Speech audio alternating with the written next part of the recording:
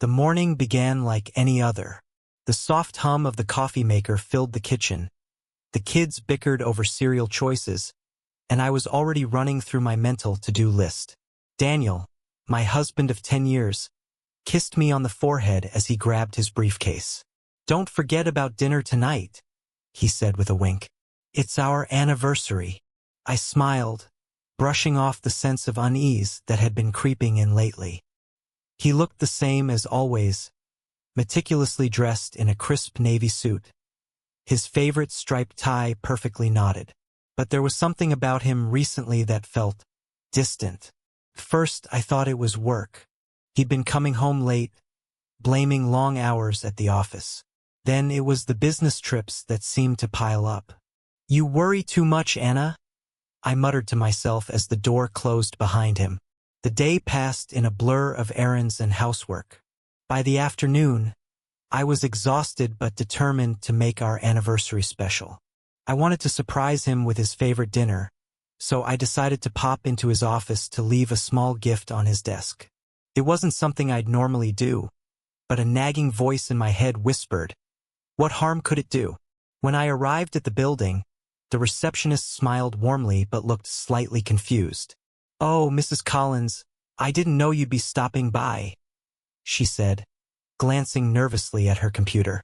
"Just a quick surprise for Daniel," I replied cheerfully, holding up the small wrapped box. Her hesitation was subtle, but I caught it. "He's in a meeting right now," she said. "That's fine. I'll just leave this on his desk," I said, already heading toward the elevator. The office was quieter than I expected, the usual buzz of activity replaced with an almost eerie stillness. As I walked toward Daniel's office, I noticed something strange. His nameplate was missing from the door. My heart skipped a beat, but I brushed it off. Perhaps it had fallen off or been replaced. When I opened the door, I froze. The desk was clean, the shelves empty, and the room vacant. It looked like no one had used it in weeks. A sinking feeling settled in my stomach. I turned and walked back to the receptionist. "Is Daniel working from home today?" I asked, my voice trembling slightly. She blinked, her expression a mix of confusion and pity. "Mrs. Collins, Daniel hasn't worked here for over 6 months." The world seemed to tilt beneath my feet. "What? That can't be right," I stammered. "He leaves for work every morning. He's been busy with projects." She shook her head gently. "I'm sorry, but he resigned months ago. I thought you knew." My hands trembled as I clutched the gift box. "Do you know where he's working now?" I don't." He didn't say much when he left. I stumbled out of the building, my mind racing. Where had he been going every day? What was he doing? A million scenarios ran through my head, each one more horrifying than the last. I decided to call him. My hands were shaking so badly that it took me 3 tries to dial his number. When he answered, his voice was cheerful. "Hey, honey, what's up? Where are you?" I asked, trying to keep my voice steady. "At the office, of course. Busy day," he replied smoothly. I felt my throat tighten. "Which office, Daniel?" There was a long pause. "What do you mean? Don't lie to me," I whispered, my voice breaking. "I went to your office today. They said you don't work there anymore. Where are you?" Silence. Then finally he sighed. "Anna, I can explain." "Then explain," I yelled, tears streaming down my face. But he didn't. The call ended abruptly, and when I tried to call back, it went straight to voicemail. I drove home in a daze, my mind replaying every moment of the past few months, searching for clues I might have missed. The late nights, the business trips, the vague explanations. It all suddenly felt like pieces of a puzzle I didn't know I was trying to solve. When I pulled into the driveway, I noticed something strange. A black car was parked a few houses down. I'd seen it before, lingering in the neighborhood. At the time, I thought it belonged to one of the neighbors, but now I wasn't so sure. I hurried inside and locked the door. The house felt emptier than ever. I tried calling Daniel again, but there was no answer. Desperation gnawed at me, and I decided to do something I'd never done before. I went through his things. His laptop was password protected, but I found his work bag in the closet. Inside, there were receipts from places I didn't recognize, a key card for a building I'd never heard of, and a notebook filled with scribbled notes and addresses. One address in particular caught my eye. It was circled several times, with the initials LJ written beside it. I didn't hesitate. I grabbed my coat and drove to the address, my heart pounding in my chest. The address led me to a small, unassuming house on the outskirts of town. There were no cars in the driveway, and the windows were dark. I parked a few houses away and approached cautiously. As I got closer, I noticed something that made my blood run cold. A woman's scarf hanging on the porch railing. I knocked on the door, my hand trembling. After a few moments, the door opened, and a woman I'd never seen before stood there. She looked surprised but not alarmed. "Can I help you?" she asked. "I'm looking for Daniel Collins," I said, my voice shaking. Her expression changed instantly. She glanced over her shoulder, as if checking to see if anyone was listening, before stepping outside and closing the door behind her. "Who are you?" she asked, her voice low. "I'm his wife," I said, my stomach twisting as the words left my mouth. Her eyes widened in shock. "Wife? That's not possible. I'm his fiancé." The ground seemed to shift beneath me. I stared at her, unable to process what she just said. "What do you mean, fiancé? We've been married for 10 years. She looked just as horrified as I felt. No, that can't be. He told me he was divorced. We've been together for 2 years. My knees felt weak, and I leaned against the porch railing for support. "Where is he?" I demanded, my voice rising. "I don't know," she said, tears welling up in her eyes. "He said he had a work trip this week." At that moment, everything came crashing down. The lies, the deceit, the double life. It was all too much to bear. I left without another word, my mind racing with questions and a growing sense of dread. When I got home, the black car was still there. This time I approached it. The windows were tinted, but I could see a figure inside.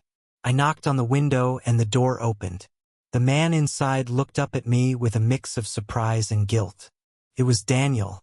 The confrontation began before I even had time to think. Seeing Daniel sitting there in the black car, his face pale and hands gripping the steering wheel, sent a fresh wave of anger coursing through my veins.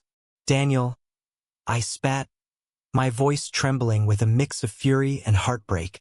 "You're going to explain everything. Now." He hesitated, his eyes darting to the rearview mirror like he was considering making a run for it. But he must have realized there was no escaping this moment. Slowly, he stepped out of the car, raising his hands in a placating gesture. "Anna," he began, his voice soft and careful, as though he were speaking to a child. "Let me explain." "Stop," I interrupted, jabbing a finger at his chest. "No more lies, no more excuses. I went to your office today, Daniel. I know you haven't worked there in months. I found the receipts. I found the address. I met her." The color drained from his face. You went to the house?" "Yes, I did," I hissed. And imagine my surprise when a woman answers the door and tells me she's your fiancé. 2 years, Daniel. You've been living a whole other life while lying to me and our children. Who are you?" He ran a hand through his hair, his composure crumbling. "Anna, please, just give me a chance to explain. It's not what you think." "Not what I think?" I interrupted, my voice rising. "You've been cheating on me for 2 years, pretending to go to work, lying to our family, and you think you can explain this away?" Daniel glanced around nervously, as if afraid the neighbors might overhear. "Please, Anna, let's go inside and talk about this. I'll tell you everything, I promise. But not out here." I hesitated, my instincts screaming at me to walk away, to leave him standing there with his lies and secrets. But I needed answers. I needed to know how the man I thought I knew had become a stranger. Without a word, I turned and walked toward the house, leaving the door open behind me for him to follow. Once inside, I spun around to face him.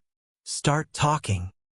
He stood there, looking defeated, as though the weight of his double life had finally caught up to him.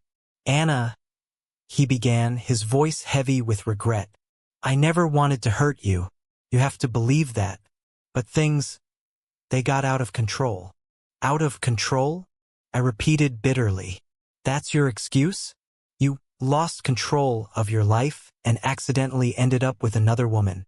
He winced. "It started as a mistake," he admitted, his gaze fixed on the floor. "A stupid, selfish mistake. I met Lauren at a conference 2 years ago. We hit it off and, I don't know, Anna, I wasn't thinking straight. I was feeling disconnected, like something was missing." I let out a bitter laugh. "So instead of talking to me, you decided to find comfort in someone else? And then what? You thought you could just juggle 2 lives indefinitely?" He nodded reluctantly. "At first, I thought I could keep it separate. I never wanted to lose you or the kids, Anna. But things snowballed. Lauren wanted more, and I couldn't bring myself to end it. She doesn't know about you or the kids. I told her I was divorced." His words felt like daggers. Every sentence cut deeper, shattering the image I'd built of our marriage. "And your job?" I asked. "What happened there?" He hesitated again, clearly reluctant to answer. "I quit 6 months ago," he admitted. "The company was downsizing, and I saw an opportunity to walk away without raising too many questions. I used that as an excuse to spend more time with Lauren. I've been doing freelance work to cover my expenses." "Freelance work?" I repeated, my voice dripping with disbelief.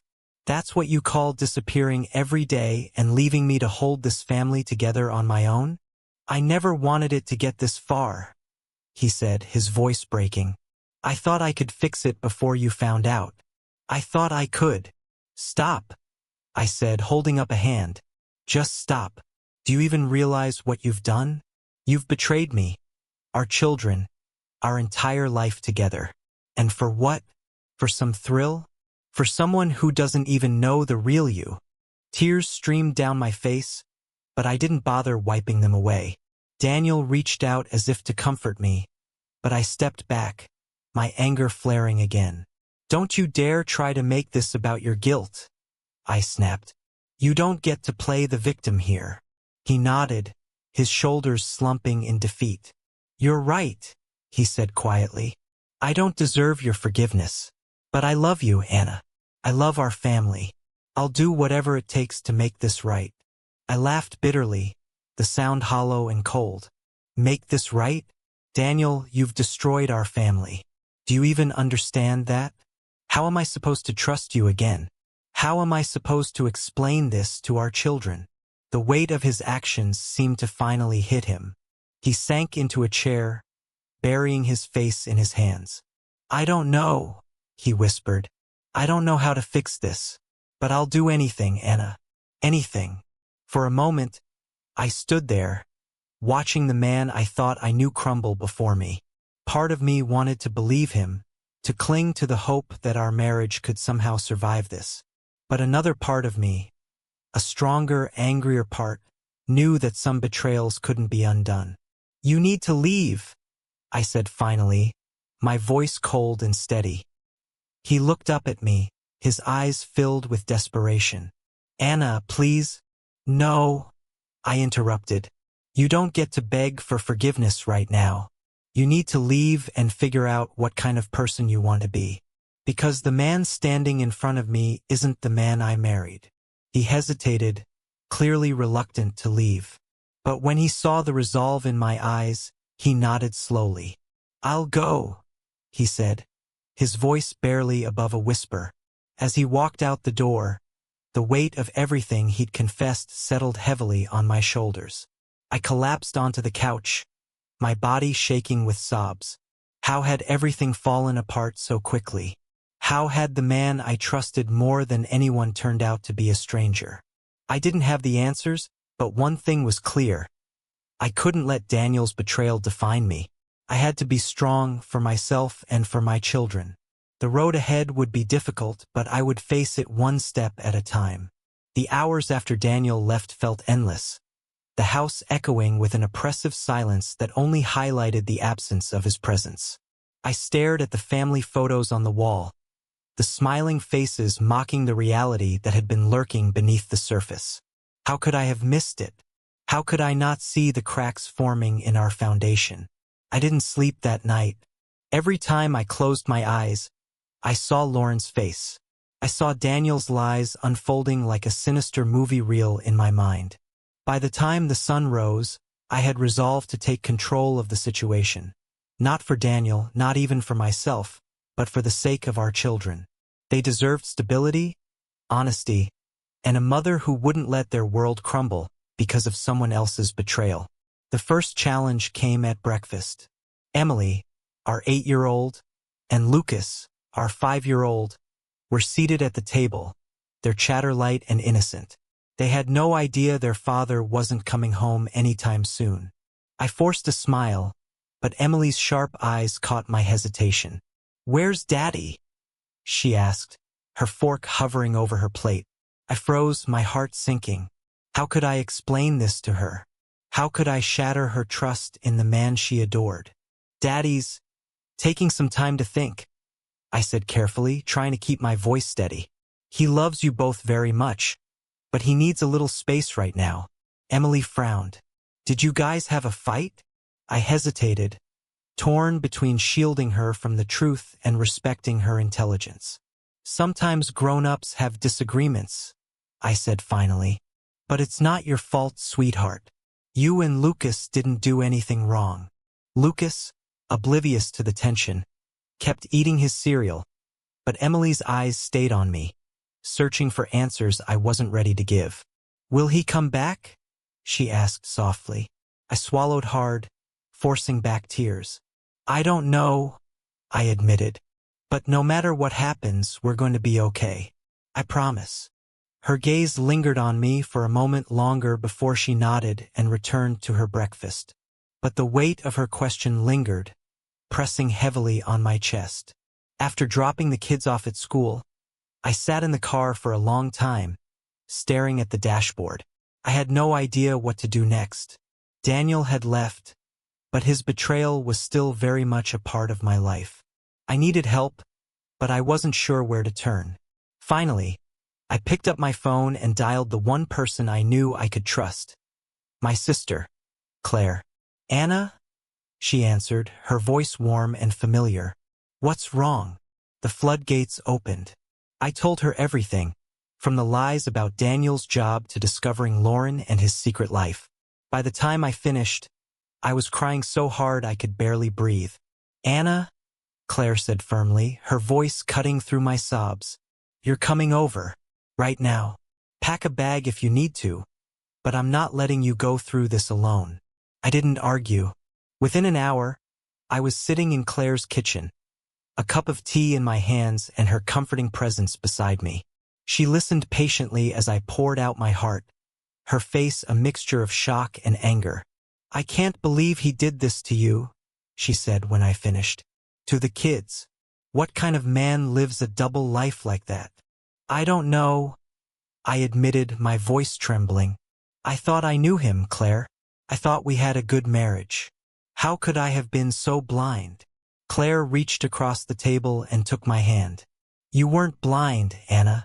You trusted him and he took advantage of that trust. This isn't your fault." Her words were a balm to my shattered soul, but they didn't erase the pain. "What do I do now?" I asked, my voice barely above a whisper. "You take it one step at a time," she said firmly. "First, you need to talk to a lawyer. You need to protect yourself and the kids. And then you decide what's best for you, whether that's giving him another chance or walking away for good." The thought of seeing a lawyer made my stomach churn, but I knew Claire was right. I couldn't let Daniel's betrayal ruin my life any more than it already had. The next day, I made an appointment with a family attorney. Sitting in her office felt surreal, like I was watching someone else's life fall apart. The lawyer, a sharp and empathetic woman named Rachel, listened carefully as I explained my situation. "Anna, I know this is overwhelming," she said gently, "but you're taking the right steps. We'll start by gathering all the information we can about Daniel's financial situation, his assets, and any potential liabilities. Have you spoken to him since he left?" "No," I admitted. "I don't even know where he's staying." "That's okay," Rachel said. "For now, focus on yourself and your children. We'll make sure you're protected legally, no matter what he decides to do." Walking out of her office, I felt a glimmer of hope for the first time in days. It wasn't much, but it was enough to keep me moving forward. Later that evening, as I tucked Emily and Lucas into bed, I found myself reflecting on everything that had happened. Daniel's betrayal had shattered our family, but it hadn't destroyed us. We were still here, still fighting, still standing. As I kissed Emily goodnight, she looked up at me with those same searching eyes. "Mommy," she said softly, "I miss Daddy." "I know, sweetheart," I said, my voice breaking. "I miss him too. Do you think he'll come back?" I hesitated, unsure how to answer. "I don't know," I admitted.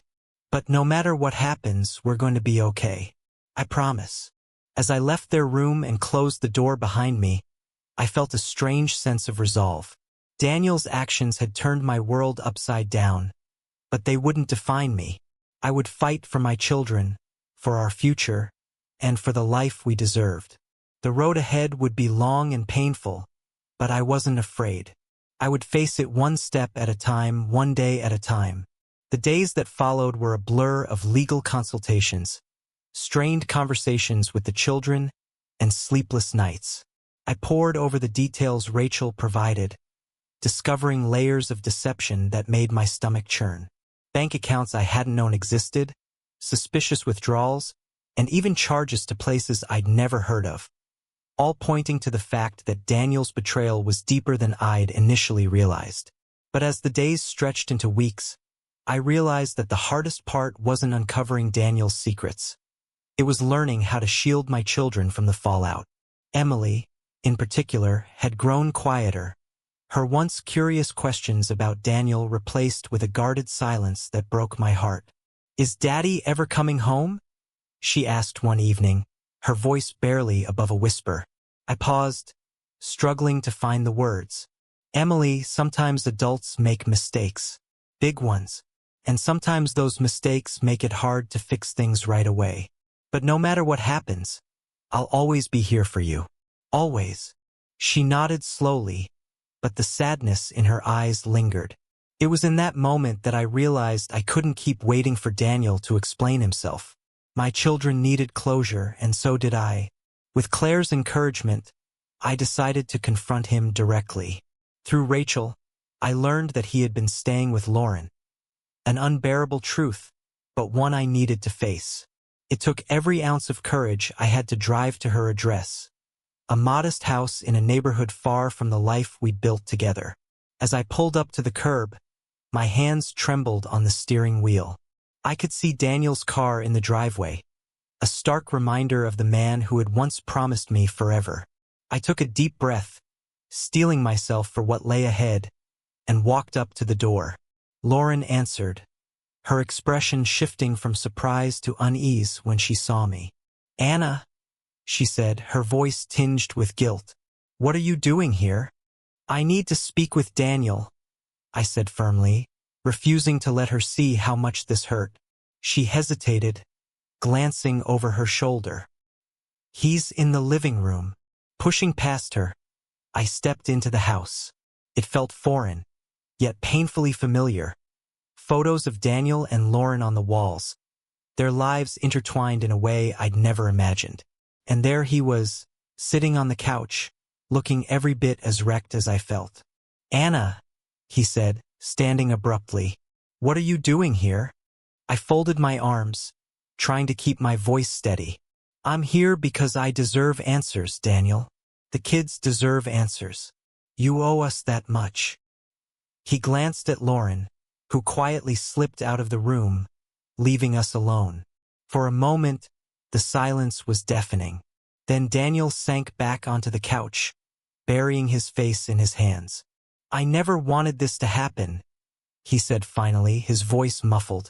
I didn't plan for any of this. Then why did it? I demanded, my anger boiling over. Why lie to me for years? Why build a life with me while building another one behind my back? Do you even care about us? About Emily and Lucas? Of course I care, he said, his voice rising. I love them, Anna. I love you. But I got lost. I made mistakes, terrible ones. And by the time I realized how deep I was, I didn't know how to get out. I shook my head, tears streaming down my face. You didn't get lost, Daniel. You made choices. You chose to lie, to betray me, to betray our family. And now we're the ones paying the price. For a long time he said nothing, his gaze fixed on the floor.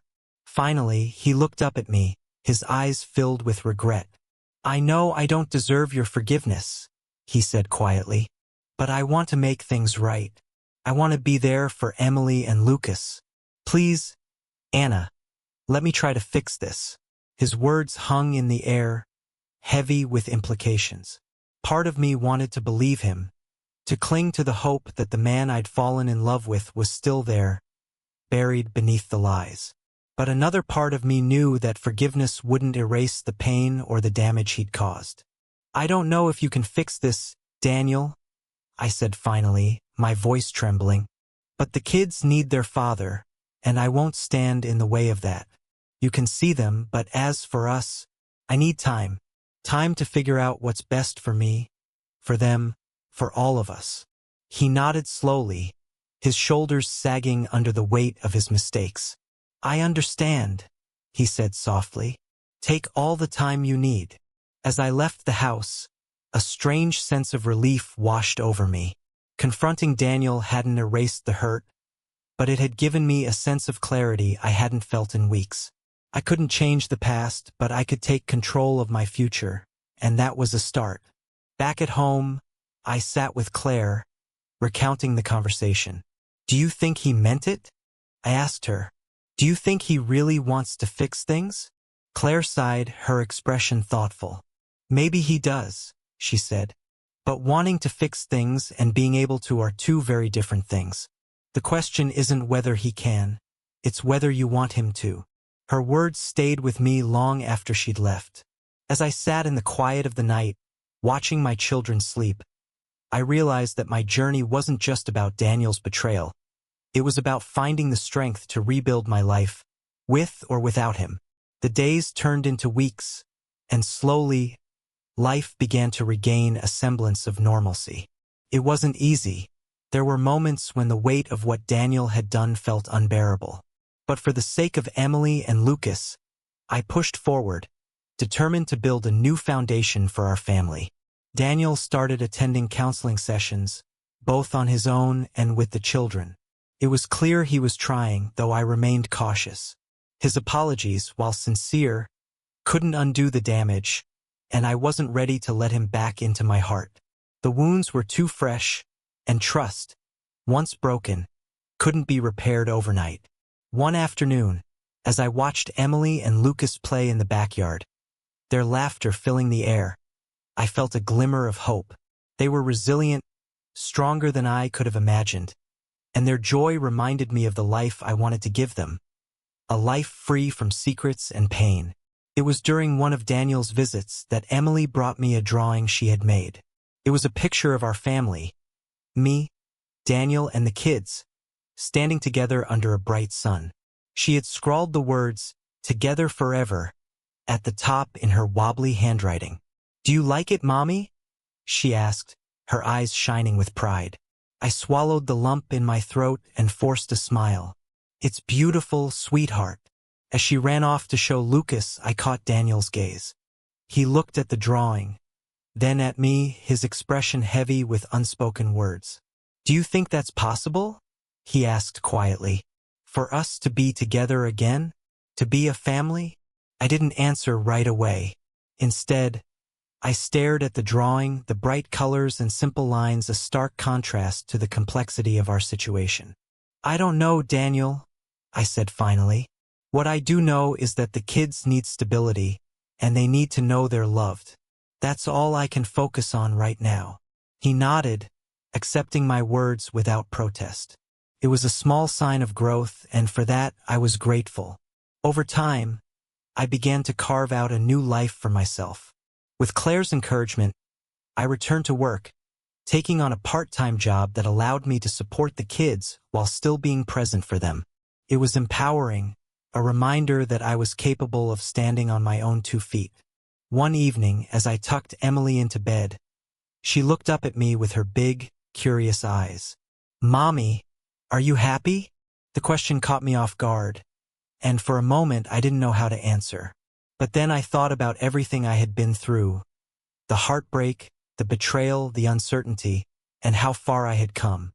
"I'm getting there," I said, kissing her forehead. "One day at a time." And that was the truth. I didn't have all the answers, and I didn't know what the future held. But I knew I was stronger than I had ever been, and I was determined to give my children the life they deserved. A life filled with love, honesty, and hope. As I sat in the quiet of the living room that night, I allowed myself to dream of the possibilities. Maybe Daniel and I could rebuild something, or maybe we couldn't. Either way, I knew I would be okay.